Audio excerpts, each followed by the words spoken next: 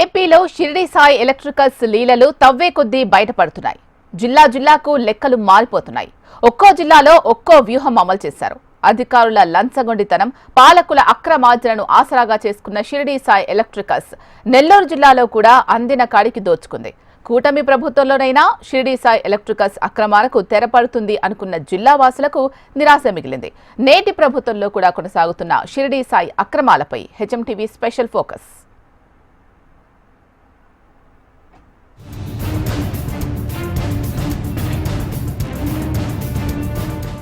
ఏపీలో గత ప్రభుత్వ హయాంలో జరిగిన విద్యుత్ కొనుగోళ్లు, పరికరాలు, ఉపకరణాల కొనుగోళ్ల వ్యవహారం ఇప్పుడు మరోసారి హాట్ టాపిక్గా మారింది. గతంలో అత్యధిక రేట్ల కోట్ చేస్తూ అనేకమైనటువంటి అవకతవకలు జరిగాయంటూ పెద్ద ఎత్తున ఆరోపణలు వినిపిస్తూ ఉన్నాయి. ముఖ్యంగా ఓ ప్రైవేట్ ఏజెన్సీకి గతంలో ఇచ్చినటువంటి ఈ రేట్లు రెండింతలుగా ఉన్నాయంటూ విమర్శలు ఉన్నటువంటి నేపథ్యంలో అప్పుడు జరిగిన ఆ ఒప్పందాలపై సామాన్యులు ఏమంటున్నారు, దాని యొక్క భారం ఎలా ఉందో, దానిపైన ప్రజలేమంటున్నారో నేరుగా మరికొన్ని విషయాలు తెలుసుకునేటటువంటి ఒక ప్రయత్నం మనం చేద్దాం. సహజంగా మనం ఏదైనా ఒక వస్తువును మార్కెట్లో కొనుగోలు చేయాలంటే 1-2 సార్లు పరిశీలన చేస్తాం. ఇందులో మొదటిది నాణ్యత, రెండవది వస్తువు ధర. రెండింటినీ పరిశీలించిన తర్వాతనే కొనుగోలు చేస్తాం. అది కూడా క్వాలిటీతో పాటు కాస్త ధర తక్కువగా ఉన్న వాటిని కొనుగోలు చేసేందుకు ప్రయత్నం చేస్తాం. అలాంటిది ప్రజాధనాన్ని వెచ్చించి విద్యుత్ పరికరాలను రెట్టింపు ధరకు ఎవరైనా కొంటారా? సమస్యే లేదు. అలా ఎవ్వరూ చెయ్యరు. అసలు అలాంటి వ్యవహారంలో కొనుగోళ్లకు ఎవ్వరూ అంగీకరించరు. కానీ జగన్ సర్కార్లో కోట్ల రూపాయల విలువైన విద్యుత్ పరికరాలను 2-3 రెట్లు అధిక ధరకు కొనుగోలు చేశారంటే నమ్మశక్యం కాదు. కానీ అదే వాస్తవం. ఏపీ డిస్కమ్ అధికారులు కాంట్రాక్టర్తో కుమ్మక్కై ప్రజాధనాన్ని కొల్లగొట్టారు.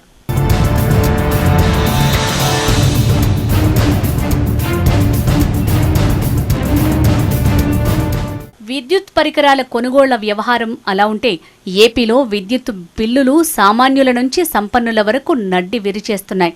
విద్యుత్ బిల్లును చూస్తేనే సామాన్య వినియోగదారుడు ఆందోళన చెందుతున్నాడు. ఇదే సమయంలో కొన్ని కార్పొరేట్ సంస్థలు విద్యుత్ పరికరాల కొనుగోలు మాటున లక్షల కోట్లు కొల్లగొట్టినట్లు ఆరోపణలు వెల్లువెత్తుతున్నాయి. రాష్ట్రంలో గత ప్రభుత్వం విద్యుత్ కొనుగోళ్ల వ్యవహారంలో జరిగినటువంటి ఆర్థిక వ్యవహారాలు ఇప్పుడు ప్రధాన చర్చనీయాంశంగా ఉంది. ముఖ్యంగా అవసరానికి మించి కొనుగోళ్లు చేశారు, అడ్డగోలుగా ఒప్పందాలు చేసుకున్నారన్నటువంటి విమర్శల నేపథ్యంలో ప్రస్తుతం నెల్లూరు జిల్లాలో ఉన్నటువంటి పలు కేంద్రాలను పరిశీలిస్తే ఎక్కడికక్కడ కొనుగోలు చేసినటువంటి ఓవైపు కాసారాలు, ట్రాన్స్ఫార్మర్లు, కండక్టర్లు ఎబ్బుడు ముబ్బిడిగా కూడా మనకు కనిపిస్తున్నటువంటి పరిస్థితి ఉంది. దీనిపైన ఇప్పుడున్నటువంటి అధికారులు దీనిపైన పూర్తి స్థాయిలో మాట్లాడడానికి కూడా కొందరు ఇష్టపడడం లేదంటే ఈ వ్యవహారంలో ఉన్నటువంటి ముఖ్యంగా ఆర్థిక పరమైనటువంటి అవకతవకలు ఏ స్థాయిలో ఉన్నాయో ఇప్పటికే అనేకమైనటువంటి అనుమానాలు వ్యక్తమవుతున్నటువంటి పరిస్థితి ఉంది. ఏపీ డిస్కంలలో విద్యుత్ పరికరాల కొనుగోలు వ్యవహారం అడ్డగోలుగా సాగుతోంది. వాస్తవ ధర కంటే కొన్ని 100 రెట్లు అధికంగా చెల్లించి కొనుగోలు చేశారు.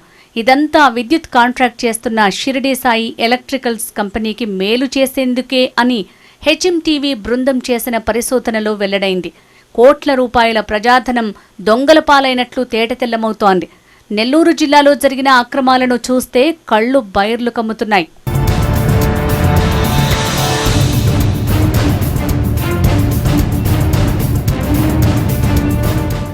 నాలుగేళ్ల క్రితం పుట్టుకొచ్చిన షిరిడి సాయి ఎలక్ట్రికల్స్ సంస్థ విద్యుత్ పరికరాలను సప్లై చేస్తుంది. ఆంధ్రప్రదేశ్లోని విద్యుత్ సంస్థలకు విద్యుత్ పరికరాలను సప్లై చేసిన సంస్థ ప్రభుత్వాన్ని నిండా ముంచింది. ఎందుకంటే ఒకే సంస్థ ఒక పరికరాన్ని ఒక్కో రాష్ట్రానికి ఒక్కో ధరకు సప్లై చేసినట్లు పరిశోధనలో వెల్లడైంది. ఏపీలో అధిక ధరలకు పంపిణీ చేసిన సంస్థ తెలంగాణకు, గుజరాత్లకు తక్కువ ధరలకు అదే పరికరాలను సప్లై చేసింది.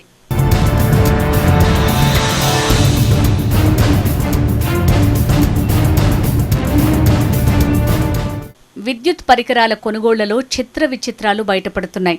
25 kV ట్రాన్స్ఫార్మర్ 2015-16లో అప్పటి టీడీపీ ప్రభుత్వ హయాంలో 58,569గా ఉంటే 2022-23లో 1,78,800కు పెంచారు.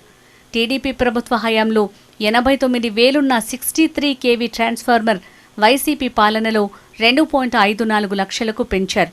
160 kV ట్రాన్స్ఫార్మర్ను 2 లక్షల నుంచి 5.69 లక్షలకు పెంచారు. 315 kV ట్రాన్స్ఫార్మర్ 5.71 లక్షల నుంచి 16.75 లక్షలకు పెంచారు. గతంలో టీడీపీ ప్రభుత్వ హయాంలో 4 కంపెనీలు ట్రాన్స్ఫార్మర్లు సరఫరా చేయగా వైసీపీ ప్రభుత్వంలో ఒక్క షిరిడీ సాయి సంస్థకే కాంట్రాక్ట్ అప్పగించారు.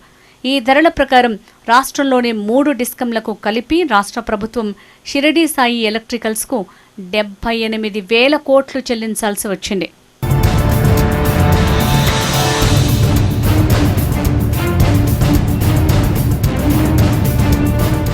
విద్యుత్ పరికరాల కొనుగోళ్లలో ఏపీ ఇతర రాష్ట్రాల మధ్య చాలా వ్యత్యాసం ఉంది.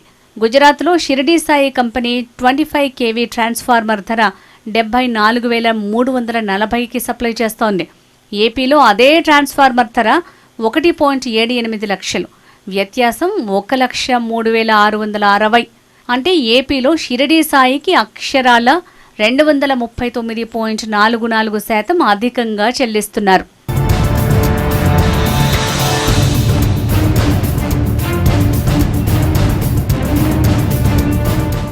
గుజరాత్లో Shirdi Sai company 63 kV transformer ధర 1,31,794. అదే ట్రాన్స్ఫార్మర్ ఏపీలో 2,54,750. తేడా 1,22,956. అదనంగా 193.29% చెల్లిస్తున్నారు. గుజరాత్లో Shirdi Sai company 100 kV transformer ధర 1,69,920. అదే ట్రాన్స్ఫార్మర్ ధర ఏపీలో 3.58 లక్షలు. తేడా 1,88,080. అదనంగా 210.69% చెల్లిస్తున్నారు. గుజరాత్లో షిరిడీ సాయి 500 kV ట్రాన్స్ఫార్మర్ని 11,79,157కు సప్లై చేస్తోంది. ఏపీలో మాత్రం 315 kV ట్రాన్స్ఫార్మర్ ధరనే 10.70 లక్షలు పలుకుతోంది. ఒక్కో కేవీకి 3,396.82 పలుకుతోంది. ఈ లెక్కన ఏపీలో 500 kV ట్రాన్స్ఫార్మర్ను 16,98,412.70కి ఇస్తున్న షిరిడీ సాయి కంపెనీ గుజరాత్లో అదే ట్రాన్స్ఫార్మర్ని 11,79,157.48కే ఇస్తోంది. అదనంగా 69.43% చెల్లిస్తున్నారు.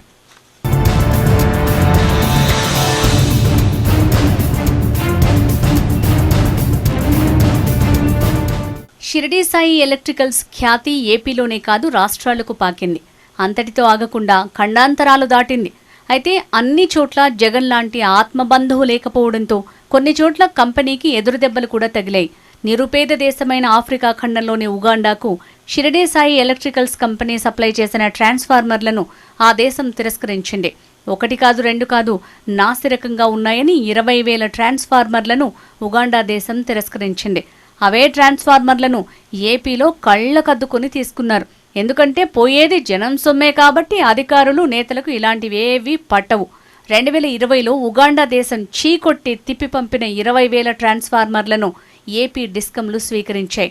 అయితే అంత కళ్ళు మూసుకుని ఎలా కొంటారు? వీటికి లెక్కపత్రం ఉండదా అంటే లెక్క ప్రకారం అన్నీ ఉంటాయి. విద్యుత్ కొనుగోళ్లను ఆమోదించేందుకు త్రిసభ్య కమిటీ ఉంటుంది. ఆ కమిటీ ఓకే చేస్తేనే కొనుగోళ్ల వ్యవహారం ముందుకు వెళ్తుంది. అయితే ఆయా కమిటీలను ఎలా మేనేజ్ చేయాలో సదరు సంస్థకు కరెంటుతో పెట్టిన విద్య అన్న విమర్శలున్నాయి. ఎందుకంటే గత ప్రభుత్వం ఏపీ సిపిడిసిఎల్ సీఎండీగా ఒకే వ్యక్తికి 3 సార్లు ఎక్స్టెన్షన్ ఇచ్చిందంటేనే దాని వెనుక ఉన్న మతలబు అర్థం చేసుకోవచ్చంటున్నారు నెల్లూరు జిల్లా వాసులు.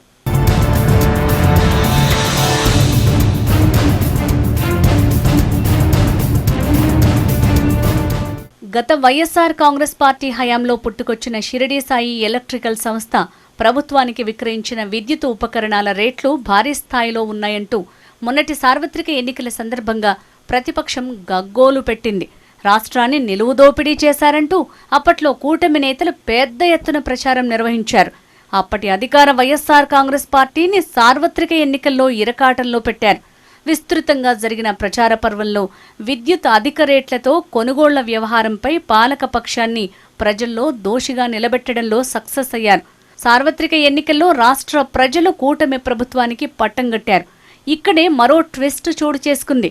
గత ప్రభుత్వ హయాంలో ఏవైతే అక్రమాలు జరిగాయో, అవినీతికి పాల్పడ్డారని ఆరోపణలు ఎదుర్కొన్న సంస్థకే ప్రస్తుత కూటమి ప్రభుత్వం తిరిగి అదే సంస్థకు అంతకు మించిన రేట్లతో విద్యుత్ ఉపకరణాల ఒప్పందాలను కుదుర్చుకోవటం ఆశ్చర్యానికి గురి చేస్తోంది. గతంలో ఆందోళన వ్యక్తం చేసిన కూటమి నాయకులు ఇప్పుడు మౌనంగా ఉండటం వెనుక అనేక అనుమానాలు వ్యక్తమవుతున్నాయి.